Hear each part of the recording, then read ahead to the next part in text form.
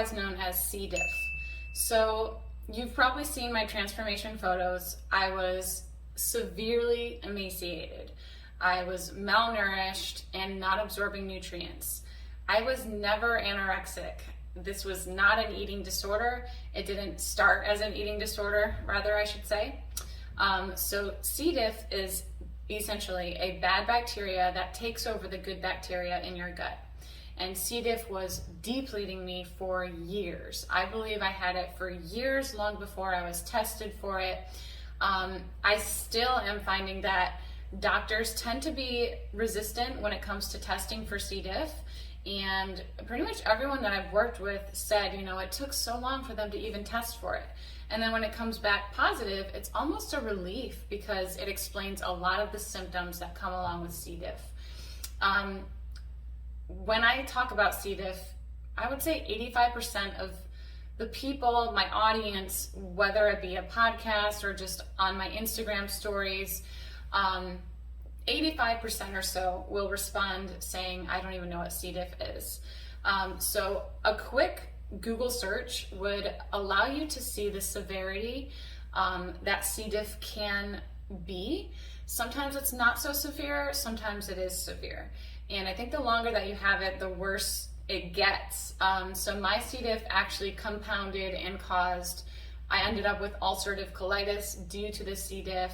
Obviously, I was severely malnourished. I had major bloating and pain, digestive issues, major fatigue, mood disorders were much worse. I felt very disoriented. I felt out of body almost because C-Diff, again, will take over the good bacteria in your gut. Our gut, our microbiome, is a lot of where our personality comes from. So each time I got a fecal transplant, well, let me back up. I went through all rounds of antibiotics for C-Diff, and I was resistant to all of them.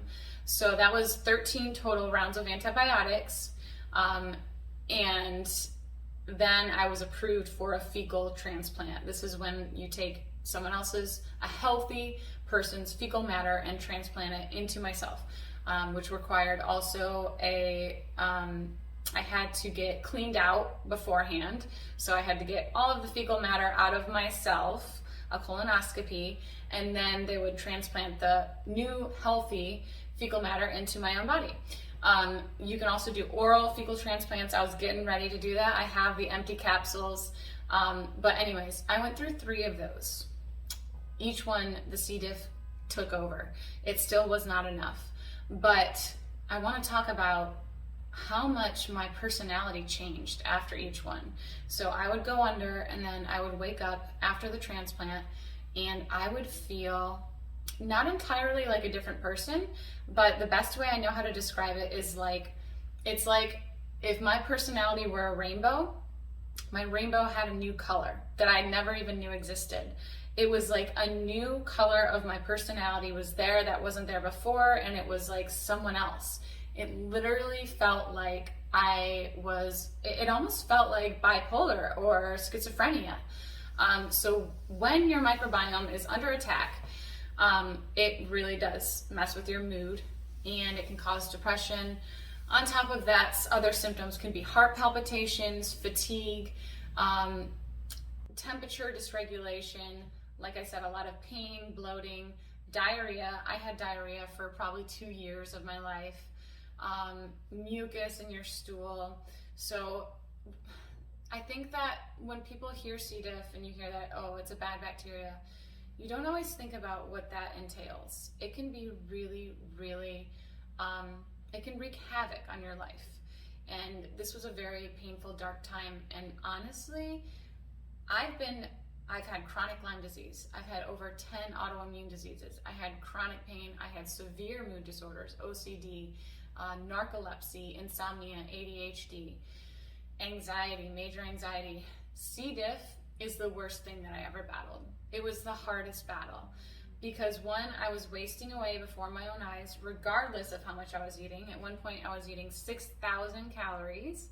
This is when I came up with my dairy-free ice cream recipe. I was ketogenic, but I was literally eating 6,000 calories and still losing weight. C-Diff is a monster. And the longer you have it, I think the worse it gets, because these symptoms will start to compound. Now, the good news is there is hope. Even if you're an older person, so children, let me back up again. Children do get C. diff actually pretty often, and they are pretty resilient. They don't even typically need antibiotics, but when you're older, it can become a problem. So I'm not sure how I picked up C. diff. I think it could have been from being treated in a hospital. It could have been when my niece moved into the house I was living in. We can get it from young children. Either way, I had it and it was taking over. I was resistant to all the antibiotics. It was seeded in my gut even after 3 fecal transplants, and that's when I was told that I needed to remove my colon and be hooked up to a feeding tube. They wanted me to remove my colon because of the inflammation from all the diarrhea and the C. diff and the ulcerative colitis. It was just wreaking havoc on my body. So it's extreme. So for anyone who is dealing with C. diff, I just want to just put it out there that you're not alone, and you can't expect for everyone to understand. My family was like, okay, so, let's just get rid of this bad bacteria. It's, take some probiotics, but it's not that simple. That's the problem. It becomes resistant, it becomes resilient, and it can just really cause a lot of issues. So you're not alone in that, but there is hope. What really made the difference was proper nutrition for me. It allowed me to heal and seal my gut when I removed the anti-nutrients from a lot of the keto foods that I was eating, like baby spinach, avocado. Removing those anti-nutrients allowed me to absorb the nutrients that I was eating. I gained 4 pounds in that emergency room for the first time in over a year. I was able to gain weight just by removing anti-nutrients. By doing that, I stabilized my blood sugars, my electrolytes started to stabilize, so I was stable enough to get out of the emergency room and continue on this healing journey. Now, it took a year for me to gain back 65 healthy pounds. I was 69 pounds at 5'6". That was my lowest recorded weight. I am now 125, but I gained all the way up to 155. My body was starving for nutrients. So proper nutrition is key. Getting those animal fats to heal and seal the gut is really important. Now, in terms of inoculating the C. diff, I actually think that oregano oil is pretty effective. I love oregano oil because it works for other things, not just C. diff. It works for mold, it works for Lyme disease, it works for E. coli. Thyme is something also that works for E. coli. Oregano oil works for H. pylori, it works for chronic C. diff. So I think that the combination of something like oregano oil and the proper nutrition, which was the missing piece for me, is enough. And honestly, I've worked with a handful of people now with C. diff, and we've had success. But I will say that it looks different for everyone. The proper nutrition for everyone looks different, because someone who is already malnourished and underweight and having digestive issues, they can't get enough fat in for energy, it might be appropriate to eat some carbs. Sometimes C. diff can be fed by animal fats or other fats. In my case, this was not the case. I needed that to heal and seal my gut, and those nutrients were awesome. For anyone, you should definitely be sure to be getting in your animal protein. An animal-based diet is something that applies to every human being. We are designed to digest meat. We are designed with a simple stomach chamber. We're supposed to have acidic environments to break down, digest meat, whereas cows and gorillas were designed by God. They were created with multiple stomach chambers to ferment and assimilate nutrients from vegetables. So that's just something that applies to everyone. But there's still a spectrum, so to speak. That's what Ken Berry likes to say, is he says there's a spectrum. And some people are over here, some people are over here. And so the proper nutrition is gonna depend on the bio-individuality of the individual that I'm working with. But supporting the gut, supporting the body at a systemic level is always going to be paramount, and it's always going to matter the most when you're healing from C. diff. So focus on supporting your body, getting your animal foods, because those are the bioavailable nutrients, and that is what's going to preserve your hormones, your internal organs, and heal your gut as you are battling this C. diff, which is a monster. So there is 100% hope. You just got to keep supporting your body and make sure that you're working with someone. I actually think that it's really important to do this with someone else. I wish that I had someone else to work with just for the mental and emotional support. Like I said, I felt it was almost like an out-of-body experience. Many days I just did not feel like myself, and it was really disorienting and hard. And then for someone to keep you accountable with proper nutrition. When you are being depleted, it's so discouraging. When you're bloated, when you're in pain, our first thoughts are, okay, it has to be something I'm eating. But sometimes it's not, because the C. diff will cause bloating and pain regardless of what you're doing.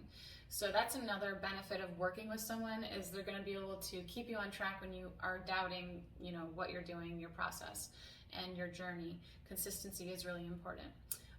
So those are just a few tidbits, but I really just wanted to make a video as a shout out to anyone who is battling C. diff.